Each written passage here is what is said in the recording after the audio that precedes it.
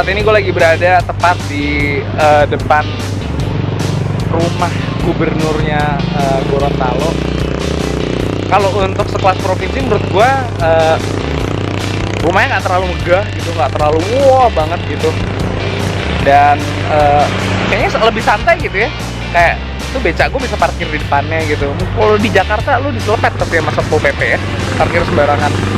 Jadi kalau di sini kayak masih lebih santai karena juga kotanya relatif sepi sih menurut gue.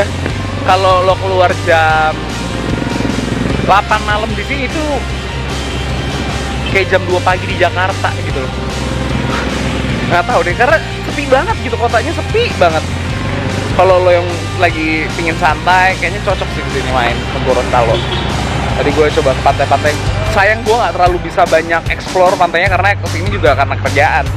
Jadi ini bentar lagi gue juga harus siap-siap balik ke tempat ke hotel buat siap-siap buat acara ntar sore. Cuman kayak gue pindah ke Benteng dulu sih. Bisa nggak ya ke Benteng? Katanya ada Benteng 1000 tangga, itu seru juga tuh kayaknya. Buat kita explore menarik. Kita coba ya. Dan by the way belakang gue nih kayak ada monumen apa gitu, Taruna Remaja. Entahlah monumen apa, cuman lagi nunjuk. Ya pasti dia nunjuk sesuatu sih. Jadi setelah gue baca-baca, ternyata ada beberapa hal menarik tentang Gorontalo ini. Jadi Gorontalo ternyata sudah merdeka pada tahun 1942. Jadi sebelum Indonesia ada lahir di tahun 1945, rakyat Gorontalo tuh udah menyatakan kemerdekaannya. Keren deh. Jadi di sini pada setiap tanggal 23 Januari itu diperingatin sebagai Hari Kemerdekaan Gorontalo. Dan mereka, ketika mereka merdeka, Indonesia padahal belum ada, tapi mereka udah ngibarin bendera merah putih, mereka udah nyanyi lagu Indonesia Raya. Jadi buat gue, ternyata gue berada di salah satu kota yang sejarahnya luar biasa banget. Ternyata tadi patung yang kita lihat lagi menunjuk itu adalah patung Nani Wartabone. Beliau itu adalah tokoh yang mendeklarasikan kemerdekaan Indonesia di Gorontalo. Ternyata keren banget ya. Dan dia tadi menunjuk ke arah satu arah, itu ternyata menunjuk ke arah kota kelahirannya. Kece ya, maknanya keren juga. Dan sekarang gue udah sampai ke tempat selanjutnya, adalah Taman Purbakala Benteng Ota. Nah, ini ya. Jadi perjalanan gue hari ini ditemenin sama Bang Alwi. Beliau adalah pengendara bentor. Dan kita mau naik kemana Bang? Jawa Tengah. Iya, dan tinggi dong Bang. Lumayan. Katanya ada 1000 tangga. Ya. 1000 tangga bos. Oke, yuk coba.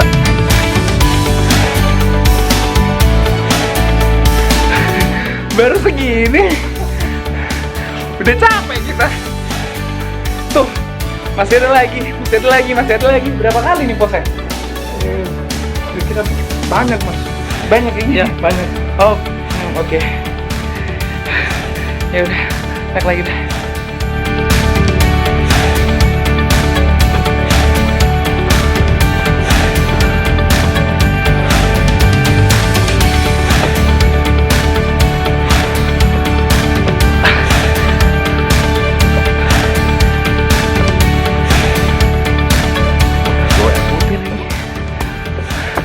Di atas ada tukang jualan nggak ya? Jualan air putih ada? Nggak ada? Aduh, odong. Aduh, nggak ada lift apa? Nggak ada lift? Nggak ada. Eskalator gitu? Nggak ada. Aduh, Ini baru 2 tangga, bisa menaikkan 3 tangga ini. baru 2 pos kok. Masih banyak di atas.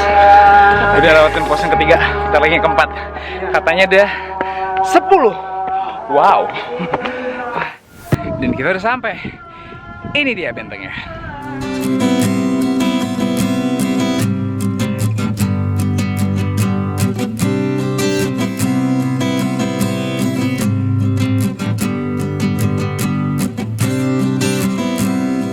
Jadi akhirnya sampai ke atas benteng Otanaha, dan di sini view-nya bagus banget.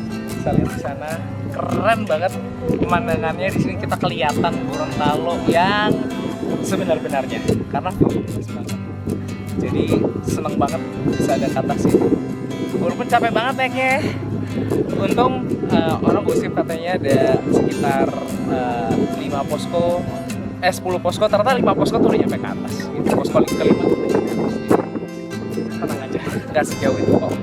Dan emang jadi kalau kalian ke Gorontalo harus kesini.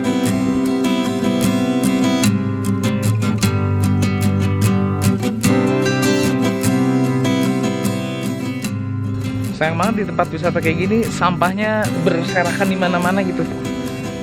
Mungkin kayak orangnya nggak sadar gitu kalau misalnya bangun ini susah gitu, harus bisa dipelihara juga. Jadi sayang banget kalau misalnya ada tempat wisata cuman banyak sampahnya gitu. Dan sekarang kita harus turun lagi. Oke, turun nggak secapek naik sih, tapi juga tetap butuh istirahat. Satu step lagi dan sampai ke bawah. Semangat.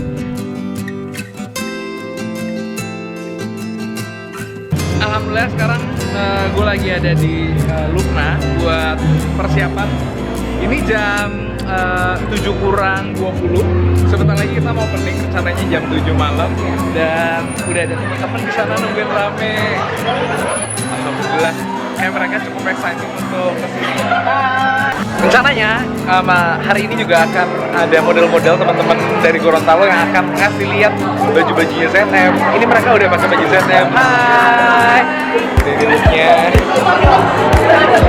Dan gue kemarin dadak disuruh jadi fashion stylist. Sebenarnya gue nggak bisa untuk kayak stylingin bajunya buat model. Masa kan kalau stylingin terus gue kayak udah kayak hari pulang gue sekarang. Ntar dulu gue lagi mikir gue bisa nggak. Terus cuma dengan bantuan beberapa teman-teman di sini alhamdulillah gitu. Tapi kamu suka nggak looknya? Suka dong. Serius? Terus gimana menurut kamu bajunya dari kamu yang mau Lucu sih warnanya nude, terus warna anak remaja. Oh, warna anak remaja.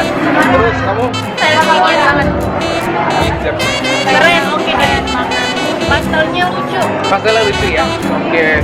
Jadi kalau misalnya kalian cocok buat anak muda. Ya banget. Jadi kalau kalian pengen dapetin koleksi kayak gini nih, bisa langsung main ke Lukna. Ada di beberapa kota sekarang, nanti akan ada di 7 kota. Salah satunya di Gorontalo.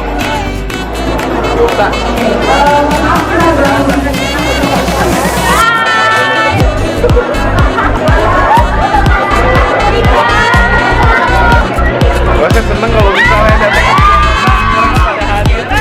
Kali gue bakal ketemu sama mereka di dalam setelah opening. Oke.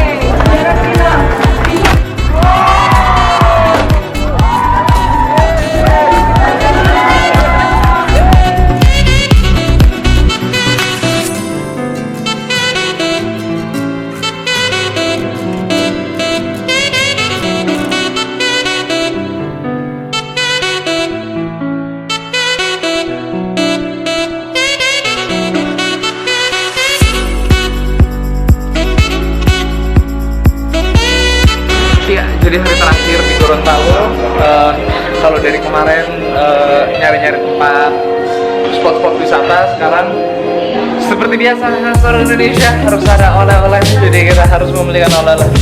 Tapi pikir nggak sayang lagi, jadi kita print oleh-oleh. Katanya khasnya dari Gorontalo ini ada pia. Gue nggak bingung sebenarnya apa bedanya sama pia legong yang ada di Bali gitu ya. Mbak, yang enak rasa apa? Semua rasa. Semua rasa. Jangan gitu, atuh kan ada favoritnya. Favoritnya keju sama coklat. Keju sama coklat yaudah. Kalau gitu 3 kotak keju sama coklatnya dibanyakin. Oke? Iya. Mbak, beda ini sama pia legong di Bali apaan sih, Mbak? Beda pemilik sama beda resep. Oh, beda resep. Ya. Datang ke oleh-oleh khas Gorontalo ini pia ekstra, gue jadi kepikiran kakak gue kan bikin Mama Ke Jogja. Menurut gue orang-orang yang kayak gitu bikin kayak gitu cerdas sih. Jadi kayak bikin produk lu tuh hanya ada di satu tempat, jadi orang ketika datang ke situ mau nggak mau beli barang lo. Dan dia akhirnya menjadi cenderamata gitu. Walaupun kayak gue juga sebenarnya nggak terlalu suka dia, tapi kenapa akhirnya gue kesini karena kita punya budaya untuk beli oleh-oleh gitu. Mungkin juga kenapa Mama kayak bisa besar gitu dan beserta nager oleh-oleh artis lainnya karena memang itu jadi cenderamata gitu ketika kita datang ke satu wilayah. idenya, dan menurut gue bisa kita aplikasikan juga dalam bisnis kita gitu.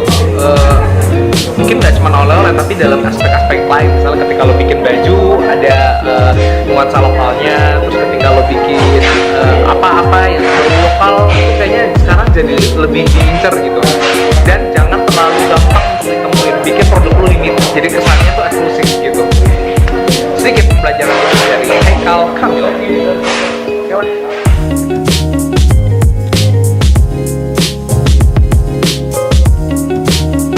Dan akhirnya selesai juga perjalanan gue di Gorontalo. Perjalanan yang cukup menyenangkan karena bertemu dengan orang baru yang menyenangkan, terus juga lihat spot-spot wisata yang bagus. Terus malam udah buka toko di Gorontalo, ya semoga nanti dapat respon yang bagus dari masyarakat. Dan gue banyak ketemu sama orang-orang yang menyenangkan di sini gitu. Jadi sebagai itu terima kasih banyak udah ngikutin vlog gue kali ini. Dan kayaknya episode gue udah mau take off. Jadi jangan lupa subscribe channelnya, terus di share, di komen, dikasih like juga. Sampai ketemu lagi.